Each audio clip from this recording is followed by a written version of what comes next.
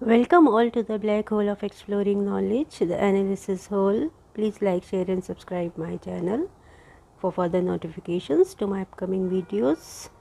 So these are the solutions from chapter 2 of your book Beehive.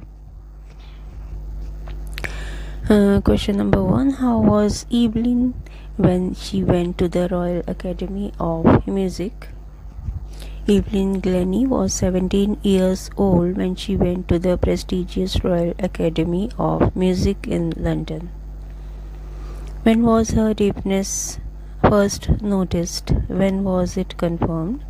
Evelyn's loss of hearing was a gradual process which was first noticed by her mother when she was 8 years old. Although she managed to conceal it from her friends and teachers for a while, by the time she was 11, her marks had deteriorated and her parents were compelled to visit a specialist. It was then confirmed that her hearing was severely impaired due to gradual nerve damage. Next question. Who helped her to continue with music? What did he do and say? Ron Forbes, the percussionist, was one of the spotted Evelyn's potential, whilst most of the teachers discouraged her. Initially, he began to teach her by tuning two large drums to different notes and asked her to feel the music and sense it. Gradually, she began to feel the higher drum from the waist up and the lower one from the waist down. Due to a continuous repetition of this exercise, Evelyn could feel certain notes in different parts of her body, which eventually resulted in opening up her mind and body to the sounds and vibrations of music. Next question. Name the various places and causes for which Evelyn performs. And you have to answer this question in about 30 to 40 words. Apart from her performances at the regular concerts, she also gave free concerts in prisons and hospitals. In addition to this, Evelyn also gives high priority to the classes she conducts to teach the young and budding musicians. How does Evelyn hear music? Evelyn Glennie, a gifted percussionist, had begun to lose her ability to hear at a very early age of 12. But with a strong mind coupled with sheer determination and hard work, she had been able to touch the peaks of success worldwide. As she shares her experiences of music, she says that she could not hear the music by sensing notes in different parts of her body. When Ron Forbes, her percussionist, tuned two large drums to different notes, Evelyn could hear and feel the higher drum from the waist up and lower one from the waist down. And in this way, she learned to open up her entire mind and body to the sounds and vibrations of music.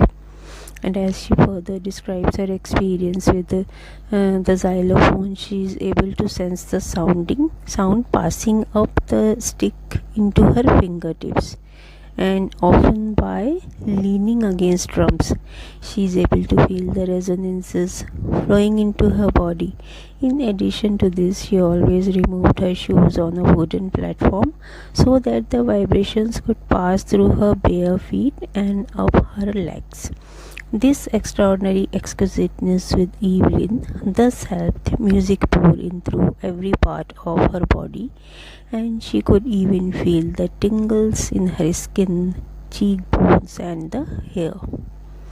Now, part 2 is the dictionary work, and these are the questions. So consult your dictionary and complete the following table. The first one has been done for you. So this is the question, and these are the answers. You have to mark the tick marks this table like this.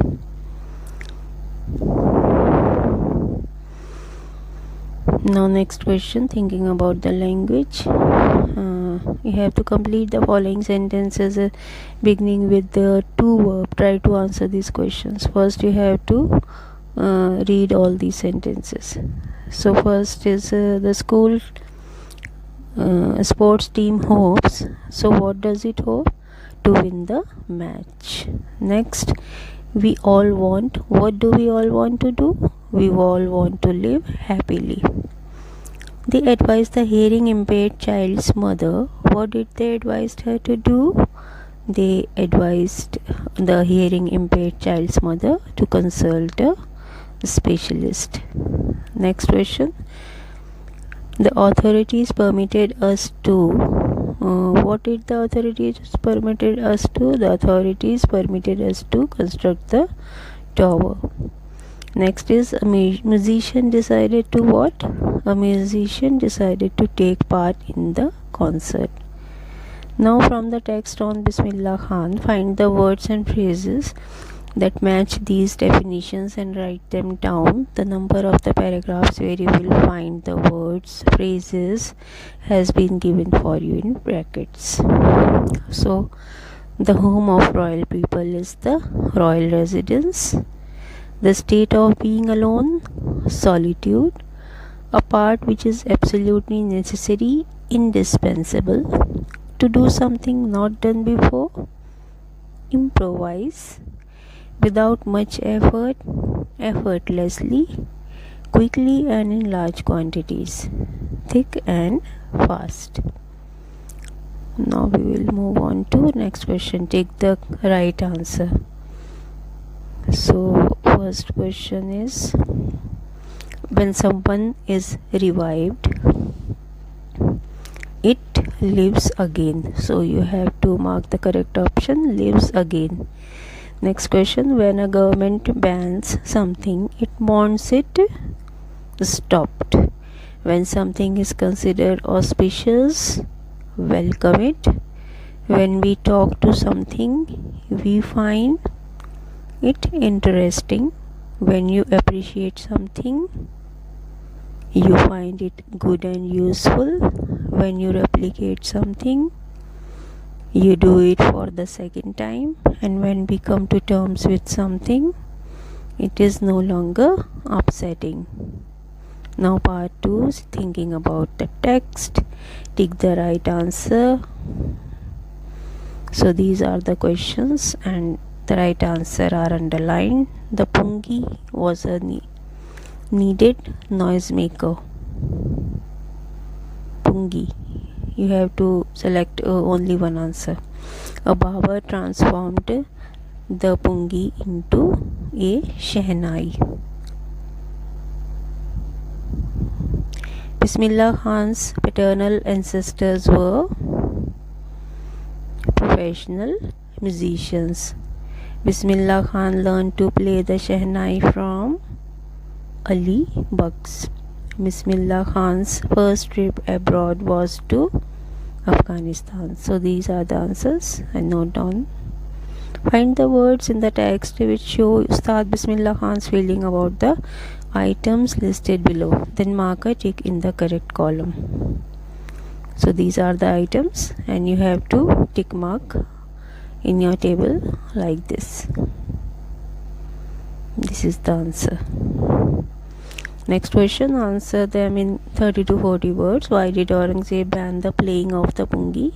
Emperor Aurangzeb banned the playing of the musical instrument pungi in the royal residence because it had a very shrill, unpleasant sound. It became the generic name for reeded noisemakers. Now, how is shehnai different from a pungi? A shehnai is different from a pungi as the former has a better tone quality than the latter. It is a pipe with a natural blow hollow stem with 7 holes on the body of the pipe, which is much longer and broader than the pungi. The shehnai was thus an advancement of the existing musical instrument of pungi. Now we have to answer this question in 30 to 40 words. Where was the Shehnai played traditionally? How did Bismillah Khan change this? The Shehnai was traditionally played in temples, weddings and royal courts. However, Ustad Bismillah Khan was epitome who brought the essence of the Shehnai onto the classical stage. Next question, when and how did Bismillah Khan get his big break? The opening up of All India Radio in Lucknow in 1938 came to Bismillah Khan as a big break, as he gradually became an often heard Shehnai player on the radio. He was thus successful in spreading the soft melodious music of his Shehnai on a national platform. Next question, where did Bismillah Khan play the Shehnai on 15th August 1947? Why was the event historic? Bismillah Khan poured his heart out as he played the Raag Kafi on his Shehnai on 15th August 1947 from the Red Fort to an audience which also included Jawaharlal Nehru. It was a historic event as India gained independence from the British rule, and Bismillah Khan became the first Indian to greet the nation with his Shehnai. Why did Bismillah Khan refuse to start a Shehnai school in the USA? Bismillah Khan refused one of his students' request to start a Shehnai school in the USA due to his inextricable attachment with Hindustan. He felt that the exquisite aura of Banaras, the river Ganga, and Dumrao, who could not be found so many miles away. Now find at least two things in the text which tell you that Bismillah Khan loves India and Banaras. So this is the text, and so answer is the Bismillah Khan was very fond of both India and Banaras. He often yearned to go back to India whenever he was in a foreign country. Also, while in Mumbai, he also thought of Varanasi and the Holy Ganga. The two instances where his love could be seen were when he turned down one of his students' requests to start a Shehnai school in USA, and when he completely rejected the idea of shifting to Pakistan, leaving Banaras by Shekhar Gupta. Now part 2. If you work hard and know where you are going, you will get there, says Evelyn Glennie. You have now read about these two musicians, Evelyn Glennie and Ustad Bismillah Khan. Do you think that they both worked hard? Where did they want to go? Answer these questions in 2 paragraphs, one on each of two musicians. So first we will write about Evelyn Glennie.